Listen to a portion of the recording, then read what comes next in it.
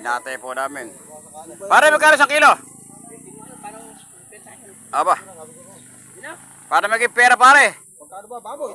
Baboy yan magkano? 380 ata isang kilo. 350. Presyo mula sa baboy.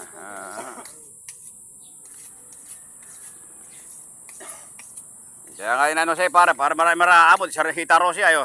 Isang iribili rin. Sila pa, si pare.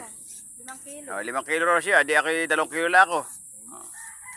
Ikaw ba ano, ilang kilo ka? Magkabi ng hitang ganyan na. Tsak din, ba kayo dyan? 4 kilo. Hindi naman, tsak may tawad, hindi ka nga eh. Presyo lang ano, presyo kung Baboy. Ito kapatid. Kesa hindi mabalik ng kotipunan.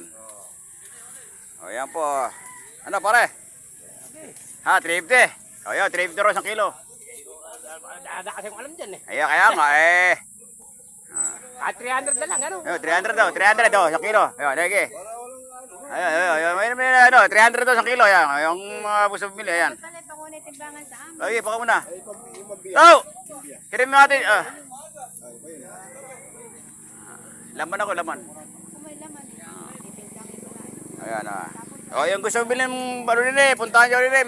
Siguro may mga 15 kilo na to, 20 kilo ang baro rin eh. Baka mahal pa kayo. O, 300 na lang daw isang kilo. yung mga vlogger kung pinapakiulo ka dyan, tapos pinamimigay. Yan ang gusto ko. Okay. Yan, bago-bago pala tayo. Pagka pag-ibigay ka sa may hirap itong kay, Tama, pagka iwaman tayo eh, ibigyan ko kayo lahat. Sige po, magandang... Kailangan po nilang yun, yung tangkalan. Bagay po sa atin lahat. At God bless po sa atin lahat. Ganun po, bibili na po ng 5 kilo, 4 kilo, 2 kilo. Okay.